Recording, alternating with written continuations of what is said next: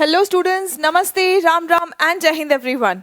सो आज हम लोग इस वीडियो में, जैसा कि आपने टाइटल देखा होगा, वन शॉट वीडियो, इस एक वीडियो में हम टेंसेस का पूरा टॉपिक कवर करने वाले हैं। टेंसेस से जितने भी टाइप ऑफ क्वेश्चंस आते हैं हमारे एग्जामिनेशंस में, सभी कुछ हम कवर करने वाले हैं। और ये क्लास अटेंड करने के बाद आप लोग 100 क्वेश्चंस मैंने टेंसेस पर based including the previous years करवाया है। मतलब प्रीवियस ईयर्स में टेंसेस के क्वेश्चंस जो आए हैं, कम से कम 100 क्वेश्चंस मैंने छांटे हैं और वो प्रैक्टिस करवाया है। वो आप जाके वो भी प्रैक्टिस करके अपना स्कोर कमेंट कर देंगे। चलिए आइए शुरू करते हैं हम लोग अपना आज का टॉपिक, टेंसेस। स्टूडेंट्स, टेंसेस हम सब जानते हैं। टेंस मतलब समय, समय का बोध, है ना। और समय 3 प्रकार से है जो हम ग्रामर में सीखने वाले हैं। प्रेजेंट यानी कि वर्तमान, पास्ट और future. Present, past and future. अब टेंसेस का हमारे सेंटेंस में क्या यूज होता है कि भाई जब भी कोई एक्शन हो रहा है, हम हमेशा किसी न किसी चीज के बारे में, किसी न किसी एक्शन के बारे में बात कर रहे होते हैं, है ना। तो उस एक्शन के टाइम के अकॉर्डिंग हम अपना सेंटेंस का स्ट्रक्चर जो बनाते हैं वही है हमारे टेंसेस का स्ट्रक्चर। ठीक है। अब कितने स्ट्रक्चर्स है हमारे पास? इंडेफिनिट, कॉन्टिन्यूअस, परफेक्ट और परफेक्ट कॉन्टिन्यूअस। ये चारों टाइप प्रेजेंट में भी है, मतलब present indefinite, present continuous, present perfect, present perfect continuous. यही 4 पास्ट में भी है और यही 4 फ्यूचर में भी है। अब देखिए, हमें समझना क्या है कि किस टाइम के अकॉर्डिंग हमें कौन सा स्ट्रक्चर यूज करना है। तो हम सभी का स्ट्रक्चर समझेंगे। हम देखेंगे कि सभी के स्ट्रक्चर के अकॉर्डिंग हम कौन से सिचुएशंस में हम कौन सा स्ट्रक्चर यूज करेंगे, एंड जब कॉम्बिनेशन की बात आती है तो कैसे कॉम्बिनेशंस यूज करेंगे, और इन स्ट्रक्चर्स पर बेस्ड हमारे एग्जामिनेशन में कैसे क्वेश्चंस आते हैं। ठीक है, आइए चलिए देखते हैं। सबसे पहला structure present indefinite. Present indefinite हम कहाँ यूज करते हैं? प्रेजेंट इंडेफिनिट का स्ट्रक्चर हम देखेंगे, लेकिन पहले समझ लीजिए कि कैसे एक्शंस के लिए आप ये स्ट्रक्चर यूज करेंगे। जो भी आपके रेगुलर एक्शंस है, मतलब आप हर रोज कोई काम करते हैं या हर सैटरडे कोई काम करते हैं, हर ट्यूसडे कोई काम करते हैं, तो ये कैसे हैं? ये रेगुलर एक्शंस हैं। ठीक है। डेली क्यों नहीं बोला है? डेली का मतलब हर रोज होना चाहिए। रेगुलर मतलब एक नियमित अंतराल के बाद में रिपीट होता है वो एक्शन, चाहे वो हर महीने रिपीट हो, चाहे वो हर साल रिपीट हो, चाहे वो हर 5 साल रिपीट हो, चाहे हर हफ्ते रिपीट हो। ठीक है। तो ऐसे जो एक्शंस होते हैं हम इनको क्या कहते हैं? रेगुलर एक्शंस, नियमित कार्य। इररेगुलर एक्शंस, अब कुछ ऐसे इररेगुलर एक्शंस हैं जो नियमित काल नहीं लेकिन रिपीट होते रहते हैं, थोड़े थोड़े टाइम के बाद में रिपीट होते रहते हैं। जैसे मान लो मैंने कहा कि जब भी एग्जाम होता है तो मुझे नींद नहीं आती, तो ये रेगुलर नहीं है लेकिन इररेगुलर है। ठीक है। सो जब भी एग्जाम होता है तो मुझे नींद नहीं आती, जब भी मेरी मम्मी का फोन आता है तो मैं मम्मी को याद करने लगती हूँ, है ना। तो ऐसे जो सेंटेंसेस होते हैं, आपको क्या करना है? आपको ऐसे सेंटेंसेस में प्रेजेंट इंडेफिनिट का स्ट्रक्चर यूज करना है। फिर आ गई आपकी आदतें। अब यहाँ पे रेगुलर और इरेगुलर की बात ही नहीं है, कोई भी पर्टिकुलर सिचुएशन में आपके कुछ आदतें होंगी। यूनिवर्सल ट्रुथ्स, जैसे इसका 2 बड़ा स्टैंडर्ड सेंटेंसेस है जो हम बचपन से पढ़ते आए हैं। The sun rises in the east, the earth rotates around the sun, है ना। तो ये सब चीज़ें क्या है? ये यूनिवर्सल ट्रुथ है, हमेशा से ये काम होते आए हैं और होते रहेंगे। ठीक है। फिर उसके अलावा हमारा जो न्यूज़पेपर हेडलाइंस और स्पोर्ट्स कमेंट्री होता है, ये भी हमारा इसी टेंस में लिखा जाता है। प्लान्ड एक्शंस जो भी होते हैं, मान लीजिए कि हमने कुछ प्लान कर लिया है कि अगले महीने, अगले हफ्ते हम ये काम करेंगे। ठीक है। तो ऐसे जो प्लान्ड एक्शंस होते हैं वो भी हम सिंपल प्रेजेंट टेंस में यानी कि प्रेजेंट इंडेफिनिट टेंस में लिख सकते हैं। अब आइए चलिए देखते हैं इसका स्ट्रक्चर। इसका स्ट्रक्चर कैसा होगा? सब्जेक्ट से याद रखना, आई। सब्जेक्ट से याद रखेंगे आई, वी, दे, यू, और कोई भी प्लूरल सब्जेक्ट। प्लूरल सब्जेक्ट मतलब बॉयज। ठीक है। अगर प्लूरल सब्जेक्ट आपने बोला चिल्ड्रन, प्लूरल सब्जेक्ट आपने बोला पीपल, तो ये सब क्या है? प्लूरल सब्जेक्ट्स है। इन सब के साथ में हम वर्ब का कौन सा फॉर्म यूज करेंगे? V1 form. वर्ब का कौन सा फॉर्म यूज करेंगे? V1 form. ठीक है। तो subject V1 plus object, right. अच्छा, नेगेटिव सेंटेंस होगा तो नेगेटिव में हम नॉट लगाते हैं, और नॉट बिना हेल्पिंग वर्ब के नहीं लगता। ये क्या है? ये हमारा मेन वर्ब है, तो हेल्पिंग वर्ब तो चाहिए। इस टेंस के लिए हेल्पिंग वर्ब होता है डू और डज, डू प्लूरल के लिए और डज सिंगुलर के लिए। अब यहाँ पे और एक चीज गौर करेंगे कि यहाँ पे तो V1 है ही पहले से, है ना, तो डू प्लस V1 आएगा। Do not subject, do not V1 object. ठीक है, हमारा क्वेश्चन कैसे बनेगा, हमेशा याद रखना क्वेश्चन में हमारा ये जो हेल्पिंग वर्ब होता है ये सब्जेक्ट के पहले चला जाता है। जब भी हम कोई सवाल पूछते हैं तो हमारा ये जो हेल्पिंग वर्ब है ये सब्जेक्ट के पहले चला जाता है, मतलब डू सब्जेक्ट V1 ऑब्जेक्ट। और अगर नेगेटिव क्वेश्चन होगा तब हम यहाँ पे नॉट लगा देंगे। ठीक है, WH क्वेश्चन होगा, इसी क्वेश्चन स्ट्रक्चर के सामने यहाँ पे एक WH वर्ड लगा देंगे। ये देखिए, अगर आपने WH लगा दिया तो ये पूरा पार्ट बिल्कुल सेम है, do plus subject plus V1 plus object, do plus subject plus V1 plus object. ठीक है, राइट। एक बार ये स्ट्रक्चर समझेंगे पूरे टेंस में, पूरे टेंस में क्या, पूरे इंग्लिश में आपका यही स्ट्रक्चर बार बार रिपीट होने वाला है। बस आपका वर्ब जो है, वर्ब और हेल्पिंग वर्ब टेंस के अनुसार बदलता जाएगा, बाकी स्ट्रक्चर आपका पूरा यही होगा। जब भी आपको कोई सेंटेंस बनाना है तो सेंटेंस कैसे बनेगा, सब्जेक्ट वर्ब ऑब्जेक्ट। जब आपको नेगेटिव सेंटेंस बनाना है तो सब्जेक्ट और नेगेटिव के लिए हम नॉट लगाते हैं, और नॉट बिना हेल्पिंग वर्ब के नहीं आता है, तो हम हेल्पिंग वर्ब लगाएंगे, फिर उसके बाद में आएगा वर्ब, फिर उसके बाद में आ गया ऑब्जेक्ट। ठीक है, जब भी हमें क्वेश्चन बनाना है तो सब्जेक्ट के पहले आ जाता है हेल्पिंग वर्ब, तो हम हेल्पिंग वर्ब लिखेंगे, फिर सब्जेक्ट, फिर मेन वर्ब, फिर ऑब्जेक्ट। ठीक है, अब टेंस के अनुसार क्या बदलता रहेगा, टेंस के अनुसार ये वर्ब बदलेगा, टेंस के अनुसार ये वर्ब और ये वर्ब बदलेगा, टेंस के अनुसार ये बदलेगा। ठीक है, लेकिन आपका जो बेसिक सेंटेंस स्ट्रक्चर है वो यही रहेगा। अब अभी तक तो हमने क्या देखा था, V1, अब आ गया V1 प्लस एस और ES। V1 प्लस एस और ES हम किसके साथ यूज करते हैं, जो सब्जेक्ट्स हैं ही, शी, इट, नेम या फिर सिंगुलर, इनके साथ में हम क्या करते हैं, इनके साथ में हम V1 प्लस एस और ES यूज करते हैं। गौर करेंगे, जब subject main verb V1 plus S और ES प्लस ऑब्जेक्ट आ गया, लेकिन अगर आपका सेंटेंस में नॉट लगाना है, नेगेटिव सेंटेंस बनाना है ना, तो हम V1 प्लस एस और ES, ये यहाँ पे देखो हम इसको बदल देंगे V1 में। ठीक है, ये एस या ES जो लगा है वो यहाँ पे डज लगा देंगे हम। ठीक है, एंड स्टूडेंट्स यहाँ पे मैं जो कुछ भी पढ़ा रही हूँ, चाहे हमारे 100 क्वेश्चंस हो, प्रैक्टिस क्वेश्चंस टॉपिक वाइज हम देखने वाले हैं, पूरा टॉपिक्स हम डिटेल में देखने वाले हैं, ये सारा कुछ आपको सीरीन पाठशाला SSC इस टेलीग्राम चैनल पर मिल जाएगा। ठीक है, इस टेलीग्राम चैनल पे आपको सभी PDFs, यहाँ पे पढ़ाए जाने वाले सभी PDFs मिल जाएंगे। ठीक है, तो हम यहाँ पे देखो क्या कर रहे हैं, हमने सब्जेक्ट के साथ में डज लगा दिया, डज डू के साथ में तो V1 पहले से ही था तो हमें चेंज पता नहीं चला। ठीक है, लेकिन यहाँ पे देखो, यहाँ पे V1 प्लस एस और ES है, जैसे ही आपके सेंटेंस में आपने डज लगा दिया, डू, डज, डिड के साथ में वर्ब का V1 फॉर्म आता है, डू के साथ V1, डज के साथ में भी V1, डज के साथ में और डिड के साथ में ये चेंज आपको दिखता है, डू के साथ ये चेंज दिखता नहीं है लेकिन होता है। ठीक है, सो डज नॉट V1, इस पे गौर करेंगे क्योंकि इस पर बेस्ड आपके क्वेश्चंस आते हैं। जो हम लोग ने 100 प्रैक्टिस क्वेश्चंस सॉल्व किए हैं, आप उसमें देखेंगे आपके प्रीवियस ईयर्स क्वेश्चंस में इस कॉन्सेप्ट पर आधारित क्वेश्चंस आए हैं। राइट स्टूडेंट्स, चलिए, so does subject V1 plus object. Okay, ठीक है, तो ये है हो गया हमारा क्वेश्चन। हेल्पिंग वर्ब सब्जेक्ट से पहले आ गया तो ये बन गया हमारा क्वेश्चन। WH क्वेश्चन कैसे बनेगा, इसी के सामने अपने WH वर्ड। WH वर्ड्स क्या होते हैं, 5 वाइव्स एंड 1 हस्बैंड। ठीक है, 5 वाइव्स कौन कौन है, who, when, where, why, what, ये सब क्या है, 5 wives. Right, 5 wives, 5 W and 1 H। एक हस्बैंड है, कौन, हाउ। ठीक है, चलिए अब देखते हैं क्वेश्चन। देखो आपके सामने, when he goes to play.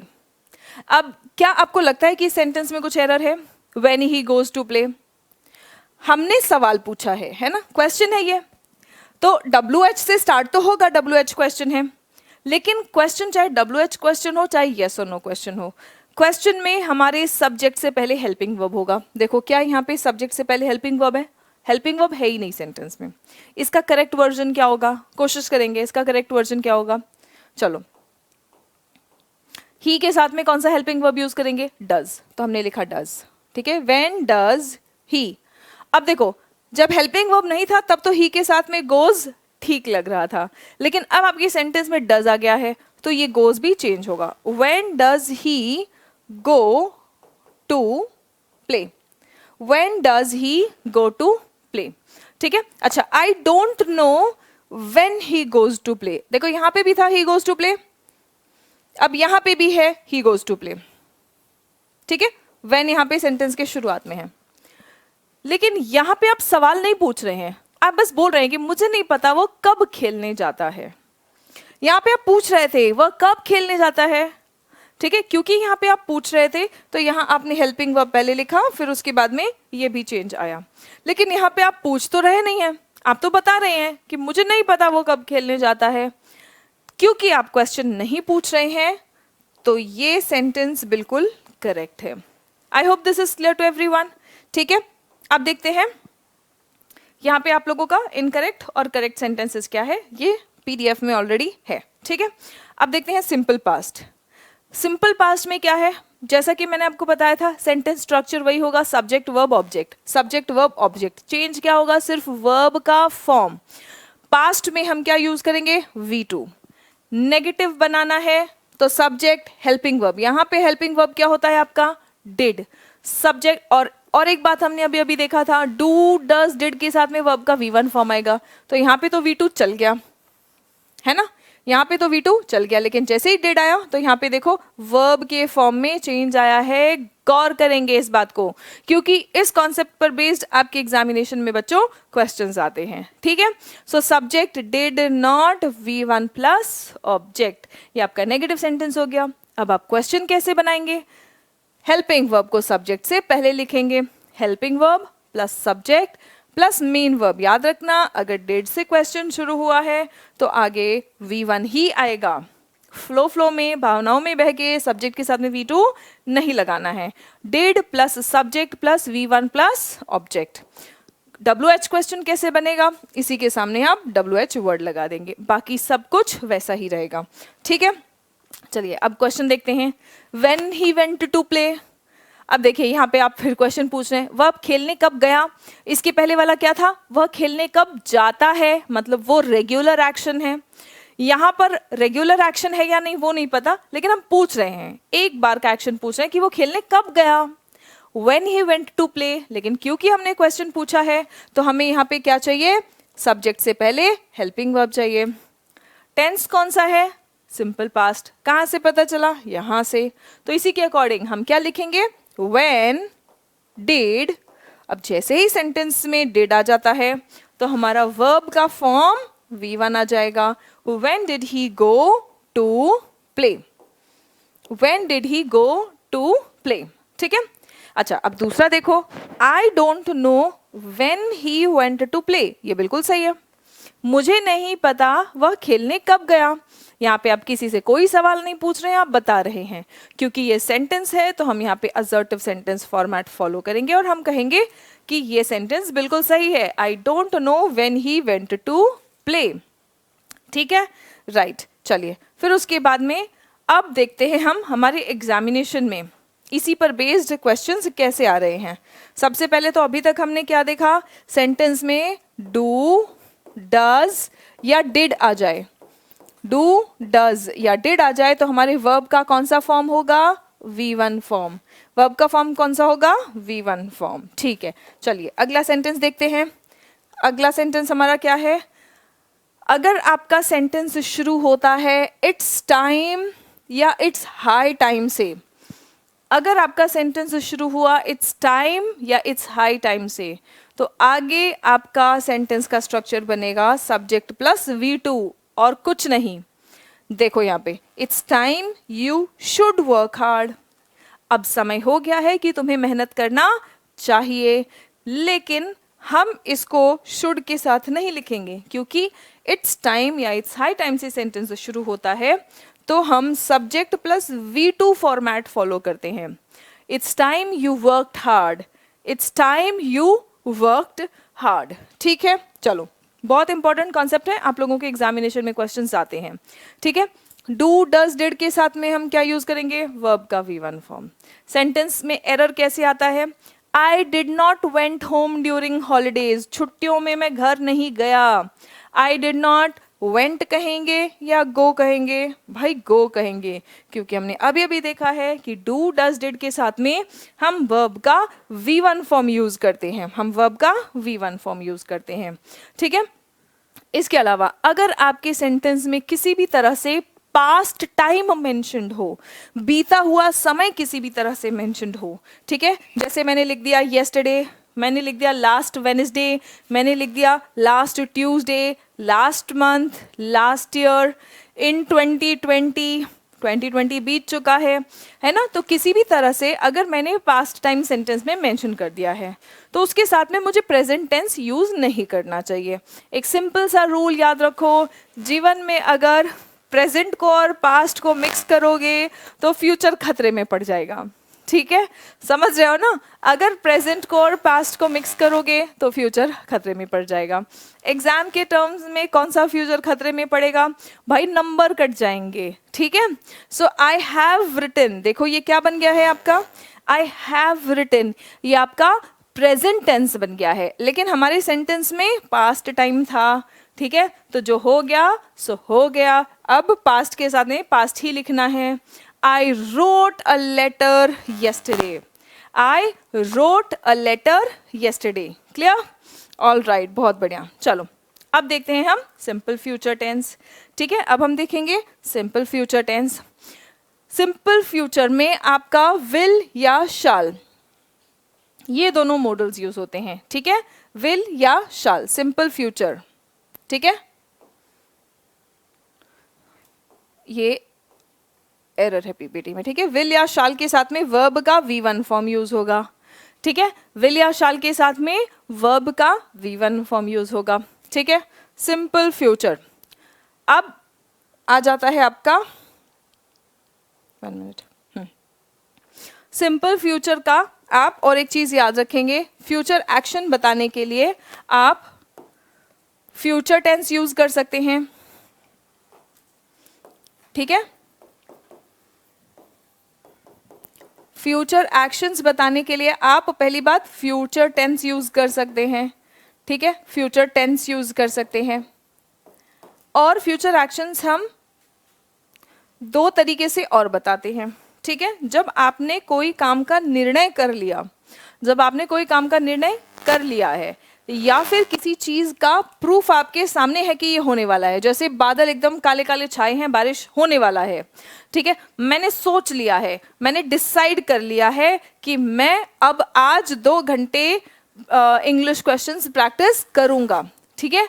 सो करूंगा, करूंगी, जो भी है, अगर आपने ये सोच लिया है तो आप ऐसे एक्शंस को, ये एक्शन अभी आप करने वाले हैं, अभी किया नहीं है, अभी खाली डिसाइड किया है, या आपके सामने प्रूफ है, तो आप इसको कैसे लिखेंगे? सब्जेक्ट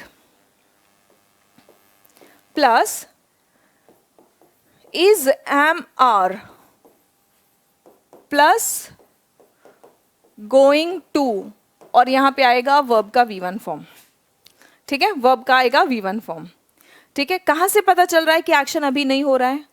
आप बोल रहे हैं मैं वो काम करने जा रहा हूं, ये फ्यूचर में होगा, अभी तो आपने डिसाइड किया है और तैयारी शुरू की है, काम नहीं शुरू किया है अभी। जैसे मैंने कहा कि I am going to solve 100 practice questions on tenses today, आज मैं टेंसेस पर 100 प्रैक्टिस क्वेश्चंस सॉल्व करने वाला हूं, डिसाइड कर लिया है मैंने, तो मैंने क्या कहा? आई एम गोइंग टू, ये मैं दिखा रही हूँ, इससे मैं पता चल रहा है कि एक्शन फ्यूचर में होने वाला है, ठीक है। अब आप ये नहीं बोलेंगे कि मैम ये तो प्रेजेंट कॉन्टिन्यूअस है, भाई एक्शन आपका यहाँ है, ये है आपका एक्शन जो आप भविष्य में करने वाले हो, अभी तो आप वो एक्शन करने जा रहे हो, अभी आपने तैयारी की है, ठीक है। दूसरा, जब भी कोई एक्शन जस्ट तुरंत होने वाला होता है, जस्ट तुरंत होने वाला होता है, तब हम subject plus is am are और इसके साथ में अबाउट टू V1, ठीक है, about to V1। I am, मैं पहुंचने ही वाला हूं, आप कहते हैं ना, कोई आपका दोस्त फोन कर रहा है, वेट कर रहा है आपका, तो आप कहते हैं भाई मैं बस पहुंच ही रहा हूं, पहुंचने ही वाला हूं, I am about to reach, मैं काम खत्म करने ही वाला हूं, I am about to finish my task, right. So ये एक्शन जब इमिडिएटली कोई काम होने ही वाला होता है, ठीक है, अभी हुआ नहीं है, होने ही वाला है, पहुंचने ही वाला हूँ, पहुंचा नहीं हूँ, पहुंचने ही वाला हूँ। ठीक है, काम पूरा हुआ नहीं है, पूरा होने ही वाला है। ठीक है, so is am are plus about plus to plus V1। ठीक है, और ये जब आपने कुछ डिसाइड कर लिया है काम करने का, या किसी चीज का आपके सामने प्रूफ है कि वो होने वाला है, तब हमने is am are plus going to plus V1 कहना है। Is that clear? ठीक है, तो ये तो हो गया हमारा सिंपल फ्यूचर टेंस, और विल शाल का प्रयोग करके तो आप फ्यूचर बता ही सकते हैं। ठीक है, विल शाल के बाद इमीडिएटली बाद याद रखना वर्ब का V1 फॉर्म आएगा। ठीक है, अब आ जाते हैं प्रेजेंट कॉन्टिन्यूअस पे। पहले हम प्रेजेंट कॉन्टिन्यूअस कब यूज करना है वो देखेंगे, फिर उसके बाद में हम प्रेजेंट कॉन्टिन्यूअस का स्ट्रक्चर देखेंगे, और प्रेजेंट कॉन्टिन्यूअस से आपके एग्जामिनेशन में क्वेश्चंस कैसे आते हैं वो भी देखेंगे। ठीक है, देखिए जब आप प्रेजेंट कॉन्टिन्यूअस की बात करते हैं तो जो भी काम अभी फिलहाल मैं जब बोल रही हूँ, ठीक है, जब मैं बोल रही हूँ तब इसी समय जो काम हो रहा है उसको हम प्रेजेंट कॉन्टिन्यूअस में लिखेंगे। ठीक है, जब ये क्लास सुन रहे हो आप, जब भी आप ये क्लास सुन रहे होगे उस समय जो भी काम हो रहा होगा उसको आप प्रेजेंट कॉन्टिन्यूअस में बोलेंगे। मान लो जब आप क्लास सुन रहे हैं तब मम्मी खाना बना रही है, ठीक है, तब मम्मी खाना बना रही होगी तो आप वो काम प्रेजेंट कॉन्टिन्यूअस में लिखेंगे। रोड पर गाड़ियां चल रही होंगी तो आप उसको प्रेजेंट कॉन्टिन्यूअस में लिखेंगे। आपका दोस्त सो रहा होगा तो आप उसको प्रेजेंट कॉन्टिन्यूअस में लिखेंगे।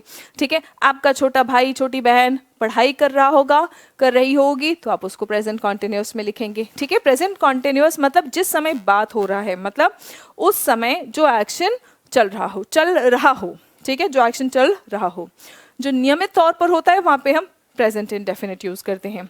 एक बार कोई एक्शन कंप्लीट हुआ है या पास्ट टाइम के किसी एक्शन की बात कर रहे हैं, हम सिंपल पास्ट यूज करते हैं। ठीक है, राइट, चलिए अब इसका सेंटेंस देखो। अगेन यहाँ पे आपका हेल्पिंग वर्ब आएगा इज एम आर, और वर्ब आएगा V1 plus ING, subject plus is am are plus V1 plus ING। ठीक है, क्लियर है? अच्छा, नेगेटिव, अब यहाँ पे ऑलरेडी हमारे पास हेल्पिंग वर्ब था तो हमें हेल्पिंग वर्ब ऐड करने की जरूरत नहीं है, सिर्फ हेल्पिंग वर्ब के बाजू में एक छोटा सा नॉट चिपका दो। ठीक है, सेंटेंस आपका नेगेटिव बन जाएगा। जब मुझे इसका क्वेश्चन बनाना है तो धीरे से ये हेल्पिंग वर्ब उठा के मुझे सब्जेक्ट से पहले रख देना है। ठीक है, सब्जेक्ट से पहले आपने लिख दिया तो ये आपका क्वेश्चन बन गया। WH क्वेश्चन बनाना है तो उस हेल्पिंग वर्ब के सामने WH वर्ड लगा दो और ये आपका WH क्वेश्चन बन जाएगा। ठीक है, सेंटेंस का स्ट्रक्चर याद रखेंगे क्योंकि स्ट्रक्चर बेस्ड भी क्वेश्चंस आते हैं आप लोगों के एग्जामिनेशन में बच्चों। ठीक है, अब देखो यहाँ पे एम नॉट का कॉन्ट्रैक्टेड फॉर्म नहीं होता है। यहाँ पे हमने क्या लिखा है, देखो is am are plus not है ना, तो इज नॉट का इजंट बनता है, एम नॉट का एमेंट नहीं बनता है, आर नॉट आरंट बनता है, एम नॉट का एमेंट नहीं बनता। अब यहाँ पे तो आप एम नॉट का एमेंट स्किप कर सकते हैं, लेकिन क्वेश्चन टैग में तो हमें कॉन्ट्रैक्टेड फॉर्म ही लिखने की जरूरत पड़ती है। तो वहाँ क्या करें, ऐसे केस में हम एम नॉट का कॉन्ट्रैक्टेड फॉर्म आरंट लिखेंगे, एम नॉट का कॉन्ट्रैक्टेड फॉर्म आरंट लिखेंगे, एंट भी नहीं लिखेंगे। वो आप लोगों का स्पोकन इंग्लिश में या स्लैंग में मान्य है, फॉर्मल इंग्लिश में, एग्जामिनेशंस में, रिटन इंग्लिश में उस पे नंबर कट जाएगा, नहीं मिलेगा नंबर। ठीक है, जैसे मुझे कहना है आई एम फाइन, मैं बिल्कुल ठीक हूँ, आरंट आई। ठीक है, आप एमेंट आई या एंट आई नहीं कहेंगे, आप क्या कहेंगे, आरंट आई। ठीक, चलिए अब देखते हैं पास्ट कॉन्टिन्यूअस। पास्ट कॉन्टिन्यूअस मतलब यहाँ पे सीधा इज एम आर के बदले वॉज वर आएगा बस, और कोई चेंज नहीं। ठीक है, बाकी V1 प्लस ING, सब हेल्पिंग वर्ब के बाद में आपने नॉट लगाया, क्वेश्चन बनाते वक्त सब्जेक्ट के पहले हेल्पिंग वर्ब लगा दिया। ठीक है, ये हमारा बेसिक सेंटेंस स्ट्रक्चर्स। अब ये कब यूज करेंगे, जब हमें पता है कि पास्ट के एक्शन की बात मैं कर रही हूँ। जब मैं खाना बना रही थी तब मेरे बच्चे पढ़ रहे थे, है ना, तब मेरे सारे बच्चे पढ़ रहे थे। क्यों? क्योंकि मैंने उनको कुछ होमवर्क दिया था। ठीक है, राइट। सो जब हम आप अपने दोस्त के बारे में बोल सकते हैं कि जब मैं पढ़ रहा था तो मेरा दोस्त सो रहा था। ठीक है, कल जब तुमने फोन किया तब मैं सफाई कर रही थी, है ना, मतलब कल की बात हम कर रहे हैं कि जब फोन आया, कोई एक्शन हुआ, फोन आया, उस टाइम में फ़ोन नहीं उठा पाई तो मैंने क्या कहा कि भाई जब तुमने कल फ़ोन किया था तब मेरा काम कुछ चल रहा था, है ना, मेरा कोई काम चल रहा था। पास्ट में जो एक्शन चल रहा होता है वो बताने के लिए हम पास्ट कॉन्टिन्यूअस का यूज़ करेंगे। पास्ट में जो एक्शन चल रहा होता है उसको बताने के लिए हम पास्ट कॉन्टिन्यूअस का यूज़ करेंगे। ठीक है, अब उसके अलावा पास्ट कॉन्टिन्यूअस का यूज एक बहुत ही इंपॉर्टेंट जगह पर होता है और वो है आपके इमेजिनरी सेंटेंसेस यानी कि काल्पनिक वाक्य।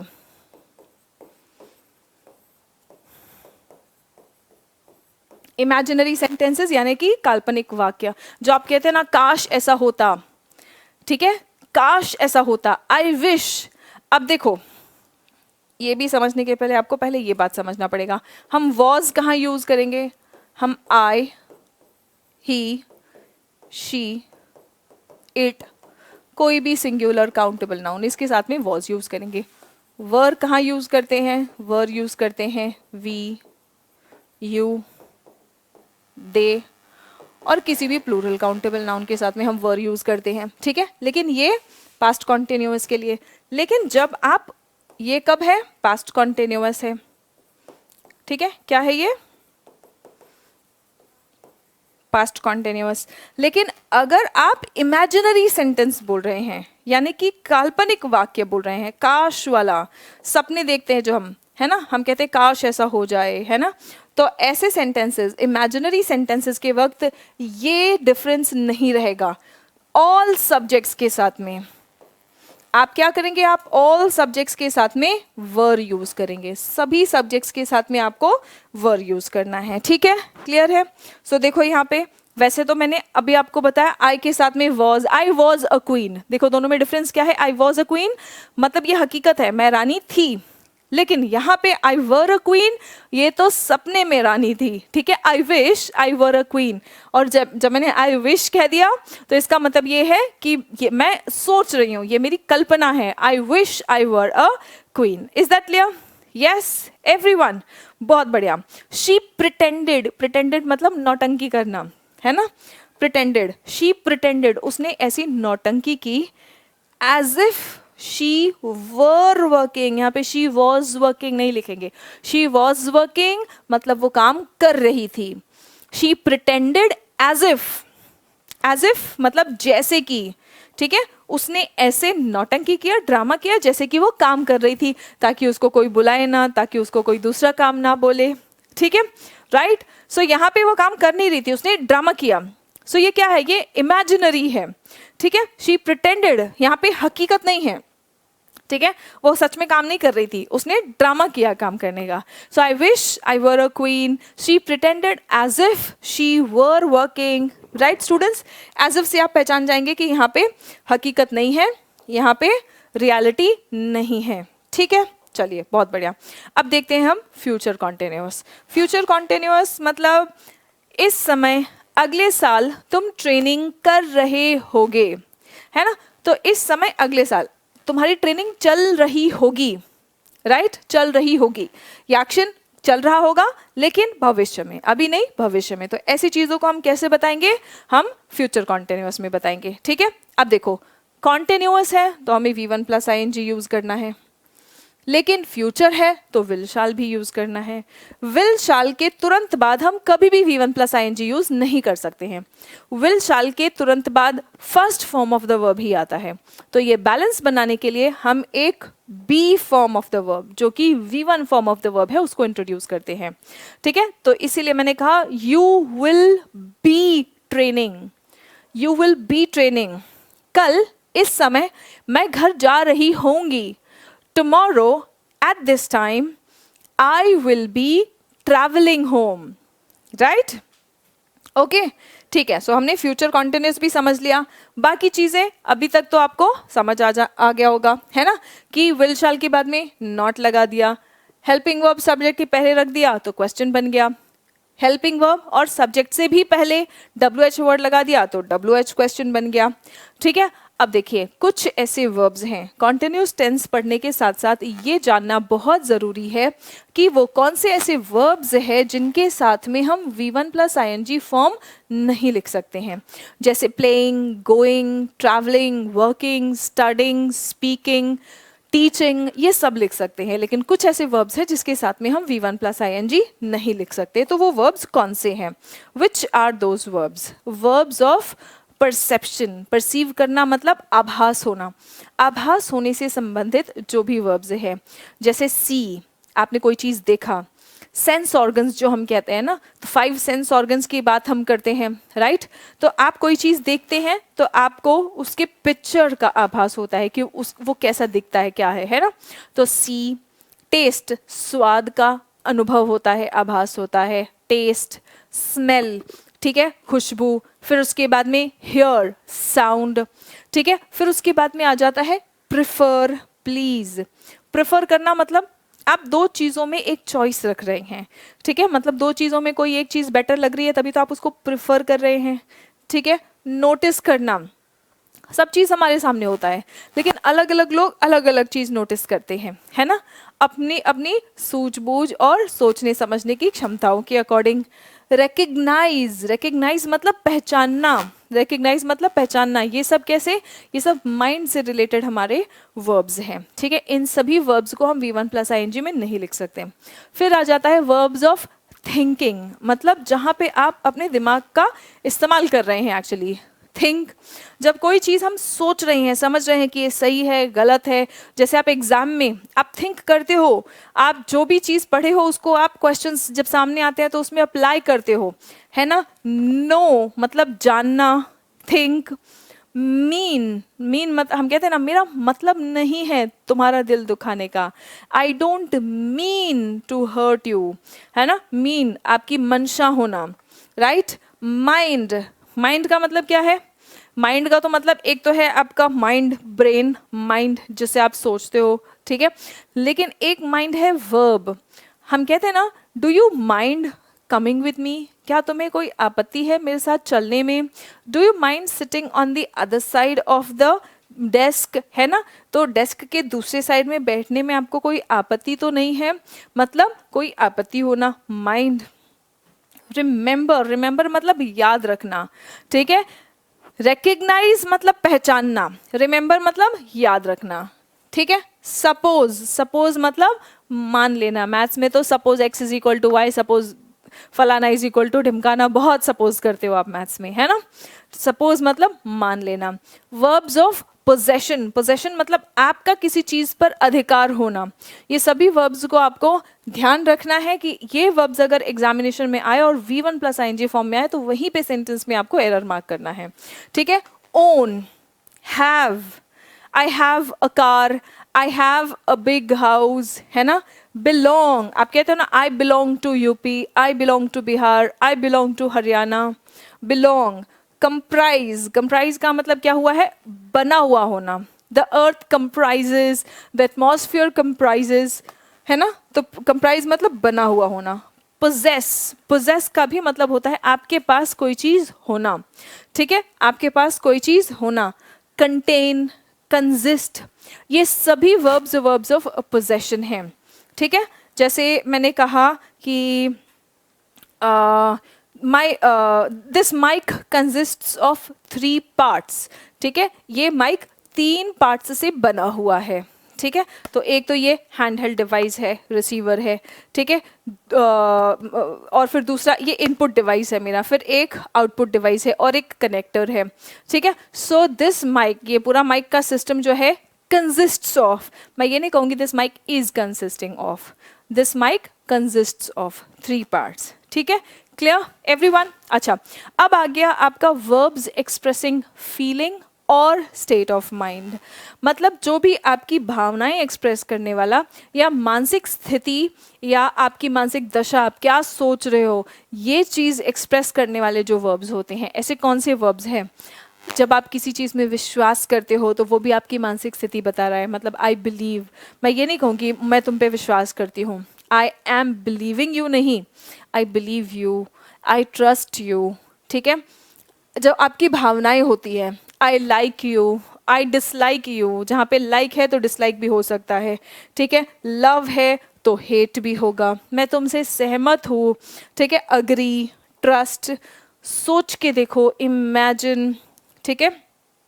डिज़ायर, विश, वांट, ये सब क्या है, इच्छाएं हैं, इच्छा से रिलेटेड वर्ब्स है, याद करो, वांट, विश, डिज़ायर, है ना। I want, I wish, I desire, right. Want, wish, desire, love, adore, ठीक है, लव मतलब आपको पता ही है, अडोर मतलब पूजना, कोई आपके लिए पूजनीय हो तो अडोर, ठीक है। सो ये सभी वर्ब्स, इनके साथ में आप कभी भी V1 प्लस ing नहीं यूज करेंगे, ठीक है। चलो फिर उसके बाद में कुछ और मिसलेनियस वर्ब्स हो जाते हैं, जैसे look, seem, appear, affect, resemble, cost. Resemble का मतलब है के जैसे देखना, अफेक्ट मतलब प्रभावित करना, अपीयर मतलब कोई चीज लगना, जैसे इट अपीयर्स, ऐसा लग रहा है, ऐसा आभास हो रहा है, ऐसा प्रतीत हो रहा है कि अब महंगाई बढ़ने वाली है। It appears that inflation is going to increase. It appears ऐसा लग रहा है, ठीक है, ऐसा आभास हो रहा है। इट अपीयर्स ऐसा प्रतीत हो रहा है। बिकम, होप, होप मतलब उम्मीद। आई होप सब ठीक हो, आई होप मतलब मैं उम्मीद कर रहा हूँ, मैं उम्मीद करती हूँ, ठीक है। आई एम होपिंग नहीं, आई होप। रिफ्यूज मतलब मना कर देना। ये सभी वर्ब्स जो हैं आपके मिसलेनियस वर्ब्स हैं। इन सभी वर्ब्स पर आप 2-3 बार नज़र घुमा लेंगे, एग्जाम में आपके सामने क्वेश्चन आएगा तो आप कर लेंगे। देख के परेशान नहीं होना है कि अरे इतने सारे वर्ब्स को हम कैसे याद रखें, एग्जाम में क्वेश्चन आएगा, हो जाएगा। बस 2-3 बार इसको जैसे हमने डिटेल में अभी इसको पढ़ा है, देखा है, वैसे ही बिल्कुल डिटेल में आप हर वर्ब को कम से कम 2-3 सेकंड दो, थोड़ा सा समय बिताओ इन वर्ब्स के साथ में। ये वर्ब्स धोखा नहीं देंगे आपको, ठीक है। एग्जाम में जब क्वेश्चन आएगा तो आप इसको सॉल्व कर लोगे पक्का, ठीक है। टेक्निकली इसको रटने की जरूरत नहीं है, बस इनको एक बार जानने की जरूरत है, ठीक है। अब जैसे देखो एग्जाम में हमारे क्वेश्चंस कैसे आएगा, he is owning a bungalow. अब ओनिंग अ बंगलो मतलब उसके पास एक बंगला है, उसका अधिकार है एक बंगले पर। तो अधिकार होने वाले पोजेशन वाले वर्ब्स को हम V1 प्लस ing फॉर्म में नहीं लिखेंगे, तो हम लिखेंगे ही ओन्स अ बंगलो। हम क्या लिखेंगे, ही ओन्स अ बंगलो, ठीक है। दूसरा आ गया, this cafe is belonging to me. ये कैफे मेरा है, मेरा अधिकार है इस कैफे पे। तो दिस कैफे इज बिलोंगिंग नहीं लिखेंगे, हम क्या लिखेंगे, this cafe belongs to me, ठीक है। अच्छा, अब इज बिलोंगिंग है तो इसको बिलोंग्स लिखे, या सिंपल पास्ट में भी आप लिख सकते हो बिलोंग्ड। लेकिन कौन सा लिखें, बिलोंग्स लिखे या बिलोंग्ड लिखे, क्योंकि यहाँ पे इज है तो आप बिलोंग्स लिखेंगे। अगर यहाँ पे वॉज होता मतलब पास्ट की बात है तो आप पास्ट वाला लिखेंगे। This cafe was belonging to me मतलब ये कैफे मेरा था, अब नहीं है, अब मैंने बेच दिया है, ठीक है। This cafe belonged to me. ये कब काम आएगा, जब आपको फिलर्स वाले क्वेश्चंस आते हैं या सेंटेंस इंप्रूवमेंट वाले क्वेश्चंस आते हैं, तो वहां पर यहाँ पे इज बिलोंगिंग को मैंने अंडरलाइन किया और ऑप्शन में मैंने आपको बिलोंग्स भी दे दिया, बिलोंग्ड भी दे दिया, तब आपको ये हेल्प करेगा, ठीक है। चलिए, I am not meaning anything wrong. मेरा कुछ गलत मतलब नहीं है, मेरी कोई गलत मंशा नहीं है। मीन वर्ब भी हम ing फॉर्म में नहीं लिखेंगे, है ना। तो हम इसको कैसे लिखेंगे, I don't mean anything wrong. I don't mean anything wrong, clear. चलो बहुत बढ़िया। I am seeing a girl standing there. अब देखो, I am seeing a girl, मुझे सामने कोई लड़की खड़ी दिखाई दे रही है, मतलब इट्स योर आई साइट, है ना, आपकी दृष्टि है ये, आपकी आई साइट है ये। तो क्योंकि आपको कोई चीज़ आप परसीव कर रहे हैं, ये आपका सेंस ऑर्गन का काम है ना।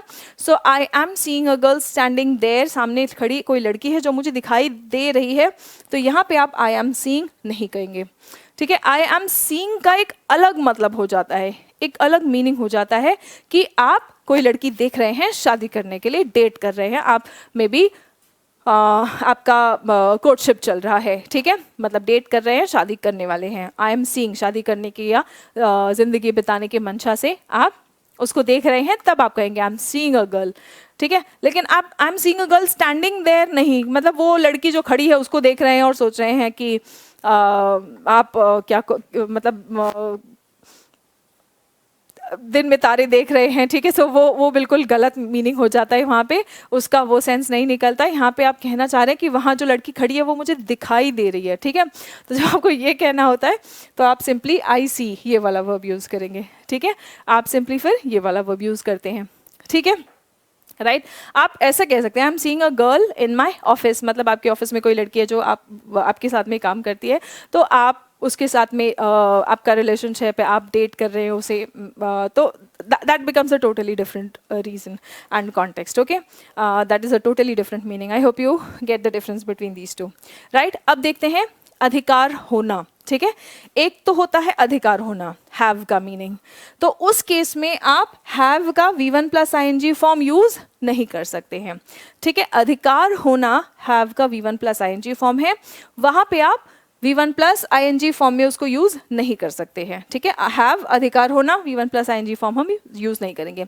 लेकिन अगर हैव का मीनिंग है खाना या एंजॉय करना, अगर हैव का मीनिंग है खाना और एंजॉय करना, तो आप उस केस में हैव के साथ में V1 प्लस ING लिख सकते हैं। जैसे देखो ये sentence, I am having a piece of cake. I am having a piece of cake मतलब एक केक का टुकड़ा मैं खा रहा हूँ, खा रही हूँ, ठीक है। तो यहाँ पे खाने वाला मीनिंग आ गया है, तो ये हैविंग सही है। लेकिन आई एम हैविंग अ स्कूटी, तो यहाँ पे तो अगर आपने इसको करेक्ट नहीं किया तो इसका तो मतलब ये है कि आप स्कूटी खा रहे हैं, ये तो मीनिंग हो नहीं सकता, ठीक है।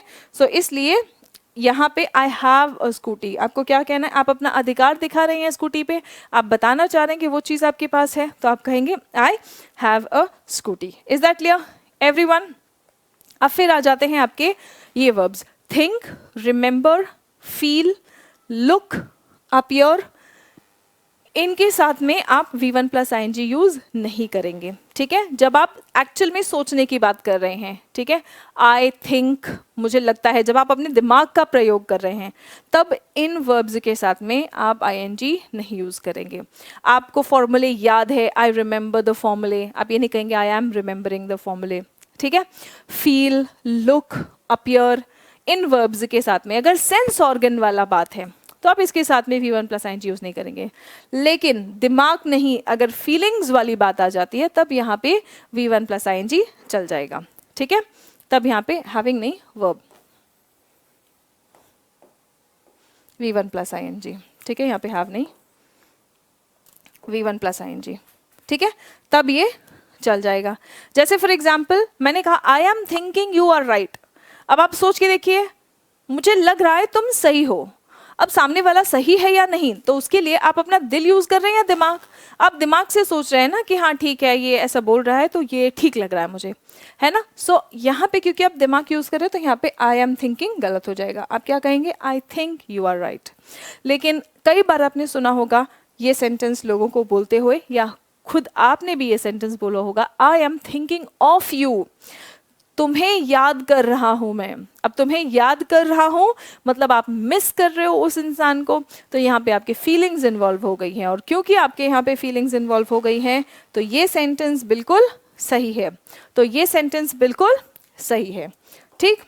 चलिए अब देखो, टू के बाद में हम वर्ब का V1 plus ING form use नहीं करते, हम क्या यूज करेंगे, टू के बाद में V1 फॉर्म, है ना, टू के बाद में V1 फॉर्म यूज करेंगे। लेकिन अगर कोई भी और प्रेपोजिशन है, टू के बदले अगर कोई भी और प्रेपोजिशन है तो उसके बाद में याद रखना हमें जेरेंड फॉर्म यूज करना है, वर्ब का V1 plus ING form use करना है, वर्ब का V1 plus ING form use करना है, ठीक है। He still wants to doing the job, वो अभी भी वो काम करना चाहता है, he still wants to doing the job नहीं, he still wants to do the job, he still wants to do the job, ठीक है। Are you interested in, अब यहाँ पे तो मैंने आपको do बताया, तो are you interested in study English, क्या तुम्हें इंग्लिश पढ़ने में इंटरेस्ट है? Are you interested in study नहीं कहेंगे, सिर्फ to एक ऐसा preposition है जिसके बाद में आप verb का V1 फॉर्म लिखते हैं। लेकिन उसके अलावा और कोई भी preposition आएगा तो आप आगे क्या लिखेंगे, V1 plus ING form. Are you interested in studying English, Are you interested in studying English, ठीक है। फिर उसके बाद आ जाता है आपका present perfect tense. Present perfect tense में देखो बच्चों, हैज और हैव का प्रयोग होता है, ठीक है। हैज और हैव के साथ में वर्ब का कौन सा फॉर्म आता है, हमेशा third form, has have verb का थर्ड फॉर्म। हम हैज किसके साथ यूज करेंगे, हम हैज यूज करते हैं ही, शी, इट, कोई भी नाम या कोई भी सिंगुलर काउंटेबल नाउन के साथ में। हैव किसके साथ यूज करेंगे, हैव यूज करेंगे आई के साथ में, यू के साथ में, दे के साथ में, और कोई भी प्लूरल काउंटेबल नाउन, और कोई भी प्लूरल काउंटेबल नाउन, ठीक है, राइट। अब हैज हैव हैड के साथ में देखो, हैज हैव के साथ में वर्ब का V3 फॉर्म। अब हैव के बारे में एक खास बात ये है कि ये हेल्पिंग वर्ब की तरह भी यूज हो सकता है और मेन वर्ब की तरह भी यूज हो सकता है। और मेन वर्ब की तरह अगर इस सेंटेंस में आया तो यहाँ पे V3 फॉर्म में आना चाहिए, मतलब सेकेंड पोजिशन में ये सिर्फ हैड आएगा, सेकेंड पोजिशन में ये सिर्फ हैड आएगा।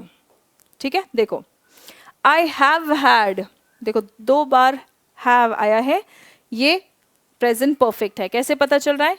हैज हैव फर्स्ट पोजीशन में आया तो वो प्रेजेंट परफेक्ट है। ठीक है, सेकंड पोजीशन में V3 फॉर्म में आना चाहिए, इसलिए हैड आया है। अगर मैं कहूं आई हैव, ये नहीं हो सकता है ना, क्योंकि हैज हैव के साथ में वर्ब का V3 फॉर्म आना चाहिए।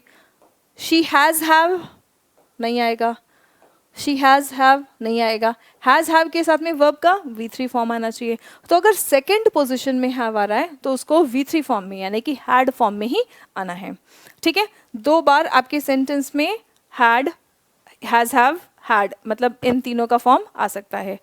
ठीक है, अब देखो आप लोगों के लिए एक क्वेश्चन है, दूसरा भी सेंटेंस है, सुधा हैज हैड हर डिनर।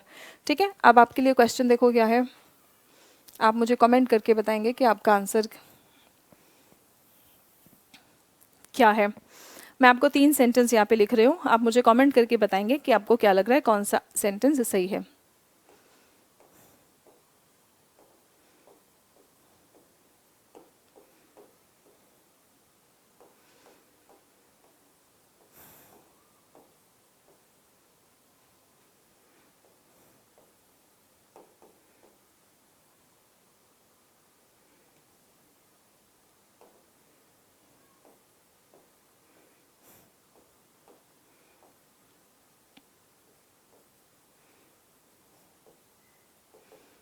ठीक है, तो यहाँ पे आप लोगों के पास 3 सेंटेंसेस है, 1, 2 एंड 3।